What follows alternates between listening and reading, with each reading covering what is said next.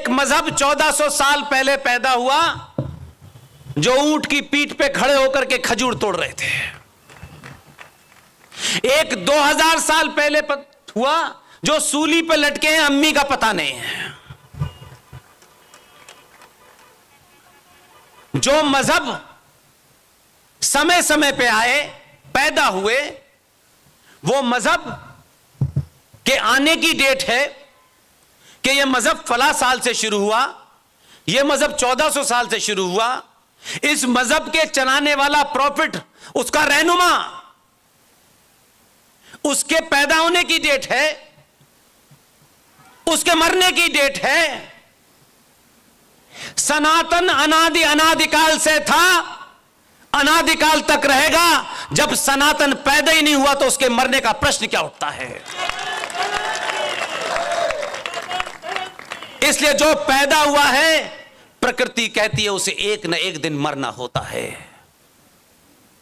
1400 साल वाले ये मानते हैं एक दिन यौमे कयामत आएगी, डूम्सडे आएगा, उस दिन धरती नष्ट हो जाएगी। लेकिन उस दिन चपटी वाली धरती नष्ट होगी, गोल वाली नहीं होगी। इसलिए मुझे लगता है कि कठुआ में विपरीत परिस्थितियों के चलते भी आप आए, लेकिन एक बात आपसे कहनी है कि हमारे समाज में एक परंपरा थी, बरसों चली वो परंपरा, दादी नानी से सुन लीजिएगा। वो परंपरा आज भी होनी चाहिए। अगर गांव में कोई लड़का लड़की, कोई बड़ा बुजुर्ग, कोई भी आदमी, उसकी जाति क्या है यह महत्व नहीं होता था।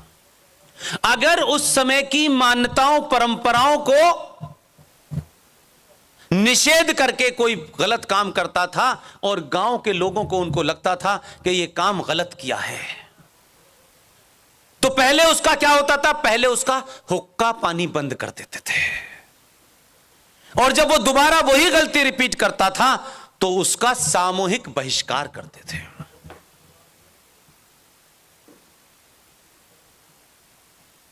आई नहीं बात समझ में? आगे देखिए, बगैर कहे आ गई तो बात समझ में आता है कि आप सच में सुन रहे हैं। जो भारतीय सनातन परंपराओं में महिलाओं का, बेटियों का चौराहे चौराहे कत्ल कर रहे हैं, बलात्कार कर रहे हैं, लूट रहे हैं, समाज को अपनी जिम्मेदारी का निर्वहन करना चाहिए। सरकार क्या करेगी और आईपीसी क्या करेगी और पुलिस क्या करेगी? यह पुलिस का काम है। पुलिस सरकार के प्रति, संविधान के प्रति निष्ठावान है, लेकिन राष्ट्र सिर्फ सनातन के प्रति निष्ठावान है। इसलिए मैं मानता हूं उसका बहिष्कार कीजिए। अगर कोई थूक लगा करके खाना खिला रहा है उसका बहिष्कार कीजिए, कोई सब्जियों में थूक रहा है उसका बहिष्कार कीजिए। उसका हर उस चीज का बहिष्कार होना चाहिए जो आपकी परंपराओं पे चोट पहुंचा रहा है, चाहे वो मंदिर हो, चाहे वो गुरुद्वारे हो, चाहे हमारी आस्था का कोई भी केंद्र हो। इसलिए आप कठुआ के लोगों से यह बात खास तौर से कह रहा हूं, क्योंकि अगर मैं यह बात हैदराबाद में कहूंगा तो इसका कोई मतलब नहीं है। अगर श्रीनगर में रोज तीसरे दिन एक आतंकवादी पैदा होता है, जो सत्ता के दलाल अब्दुल्ला से लेके मुफ्ती उन्हें पैदा करते हैं, दिल्ली को डरा करके सौदा करते हैं, ब्लैकमेल करते हैं, अगर आपने, कठुआ के लोगों ने अगर एक बार तय कर लिया कि इनका दिमाग दुरुस्त कर देना है और बिना हथियार करना है, तो आपको कुछ नहीं करना। ये जो लखनपुर है उसका गला दबा दीजिएगा।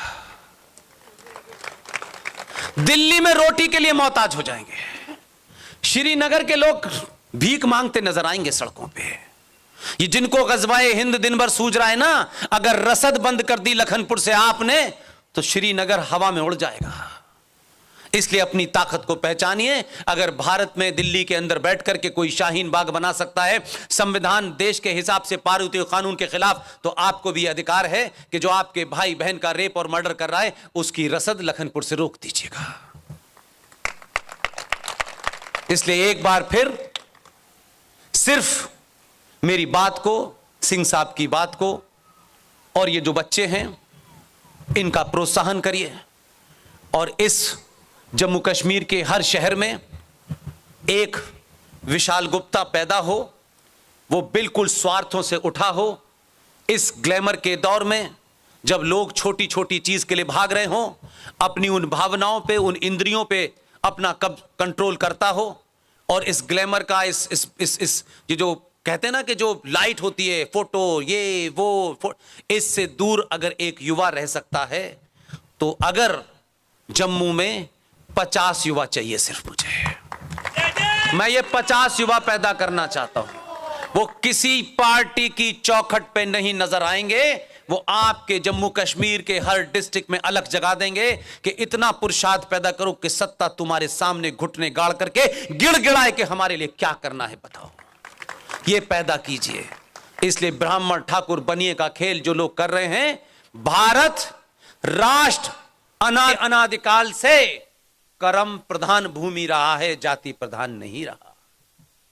इसलिए बहुत सारे लोगों को यह मिसाल इसलिए देता हूं कि लोगों में ये जो प्रवचन देने वाले आते हैं, ये नहीं बताते, ये बड़े मक्कार हैं, और ये प्रवचन देने के साथ साथ ये कुछ कथाकार भी इस देश में हैं जो कथा राम की शुरू करते हैं और खत्म अली अली पे करते हैं।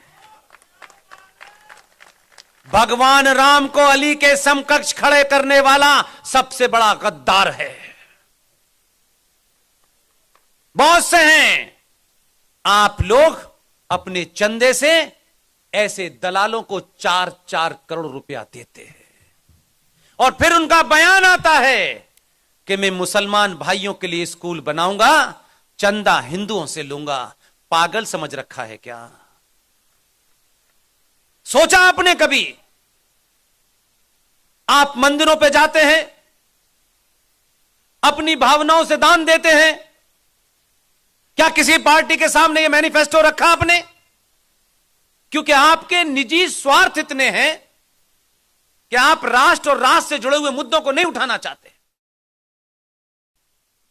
आपको पता है यहां वैष्णो देवी है, जम्मू में आती है वैष्णो देवी, जम्मू के हिस्से में आती है। अगर आपने यही तय कर लिया होता, इसलिए मैंने कहा बड़ी समझदारी के साथ दलालों ने आपके अंदर वो बोध ना हो, वो शक्ति का संचार ना हो, वो सच बात ना पता चले, इसलिए इधर उधर की कहानियां सुना रहे हैं। कभी जम्मू में सुना रहे हैं, कभी कठुआ में आके सुना रहे हैं। इसलिए कभी आपने ये सवाल रखा कि भारत में 1976 में यह देश का संविधान सेकुलर बना दिया गया, चलिए मान लिया। बाबा साहब अंबेडकर का संविधान 24 साल में कम्युनल हो गया था, उसे आपने सेकुलर बना दिया, चलिए यह भी मान लिया। लेकिन सेकुलर संविधान में देश भर के तमाम मंदिरों पर मेरी मां, बहन, पिता, नानी, दादी अपनी आस्थाओं को जाते हुए उस मंदिर की पूजा करती हैं, उसमें दान देती हैं। कोई सोने का मुकुट दे रहा है, कोई लाखों रुपए चढ़ा रहा है, लेकिन आपने पलट के नहीं पूछा कि यह कैसा देश सेकुलर है कि इस देश में मंदिरों पे चढ़ने वाला जो दान है, जरा गूगल पे जाके सर्च कीजिएगा, और अगर यह समझ में ना आए तो आपके बीच में से इस देश का एक पुत्र जो किसी परिचय का मोहताज नहीं है। इसलिए मैंने कहा मेरा विश्वास है कि आज लोग जब बड़ी डिग्री पाकर के बड़ी बड़ी नौकरी के लिए भाग रहे हैं, क्या उल्टी हवा चली है कि एक शख्स जीवन में सब कुछ था, आईआईटी खड़गपुर का टॉपर था, बहुत बड़ा कैरियर अमेरिका में स्टार्ट कर सकता था, सब छोड़ दिया। और आप जानते हैं क्या कर रहा है? सुप्रीम कोर्ट में भारत के 95 करोड़ सनातनियों के बिहाफ पे इस बात की लड़ाई लड़ रहा है कि सनातनियों के देश भर में जो करोड़ों मंदिर हैं उस पे चढ़ने वाले अरबों रुपए का दान सरकार कैसे ले सकती है। यह बंद होना चाहिए।